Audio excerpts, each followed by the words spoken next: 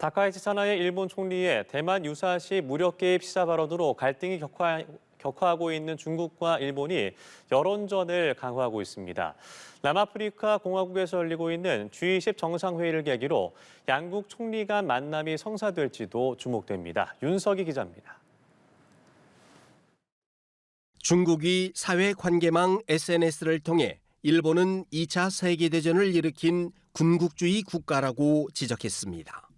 주일 중국 대사관은 현지 시간 21일 UN 헌장은 독일과 일본 등 군국주의 국가가 다시 침략 행동을 하면 중국 등 UN 창설국은 안전보장이사회 허가 없이 군사 행동을 할 수 있다고 밝혔습니다.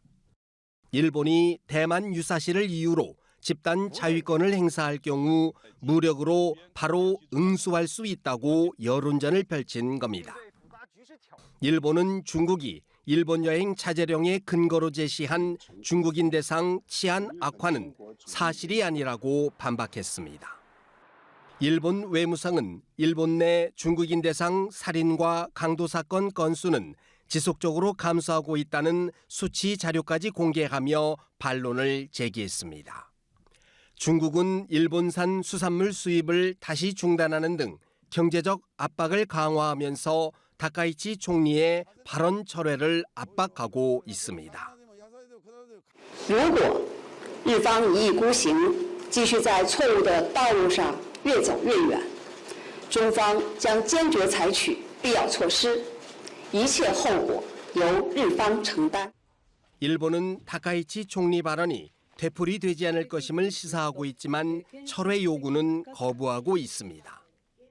いかなる事態が存立危機事態に該当するかということにつきましては、実際に発生した事態の個別具体的な状況に即して、政府がすべての情報を総合的に判断すると。 양국 간 갈등이 지속되는 가운데 남아공 G20 정상회의에서 다카이치 총리와 리창 중국 총리 간 만남이 있을지에 관심이 쏠리고 있습니다. 중국 외교부는 만남이 예정돼 있지 않다고 거듭 밝혔지만 일본 언론들은 다양한 행사 계기에 접촉을 시도할 가능성이 있다고 전망했습니다. 연합뉴스 TV 윤석입니다. 일본이 내년 1월 자국에서 한중일 정상회의를 개최하는 방안을 한국과 중국에 타진했지만 중국이 거부하고 있다고 교도통신이 오늘 보도했습니다. 한중일 정상회의 의장국인 일본은 본래 연내 개최를 추진했지만 임시국회 일정 등을 고려해서 내년 1월 3국 정상회의를 여는 방안을 조율해왔습니다.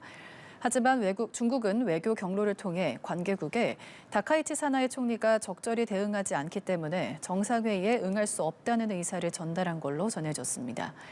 앞서 다카이치 총리가 지난 7일 대만 유사시에 집단 자위권 행사가 가능할 수 있다는 취지의 발언을 한 이후 중일 갈등은 고조되고 있습니다.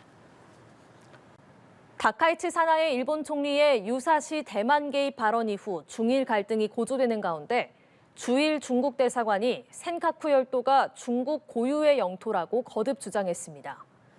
주일 중국 대사관은 어제 소셜미디어를 통해 중국 해경선이 중국 영해에서 순찰하고 법 집행을 하는 것은 당연하다며 이같이 밝혔습니다. 그러면서 중국이 자국의 영토와 주권을 수호하려는 결의를 흔들 수 없다고 덧붙였습니다. 센카쿠 열도는 일본이 실효 지배하는 곳으로 중국은 기회가 있을 때마다 분쟁 지역화를 시도해온 곳입니다. 다카이치 총리의 대만 발언 이후 중국 내 일식당 등 일본 관련 업종은 그야말로 직격탄을 맞고 있는데요. 반면 대만 정치권에서는 일본 유사시는 대만 유사시라며 일본 지지에 나섰습니다. 베이징에서 배삼진 특파원입니다.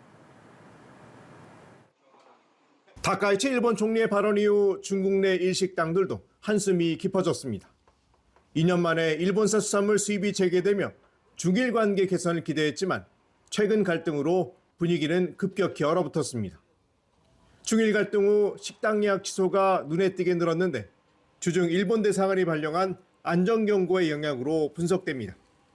っていうと魚釣島の話、尖閣諸島の話、ああいう時はもうお客さんも完全に来なくなるので、いろんなことがありました今まで。で今回の事件もまあかなり大きな事件ですね。 중국 내 반일 분위기와 달리 대만 정치권에서는 일본 지지와 일본 여행 동료 움직임이 잇따르고 있습니다.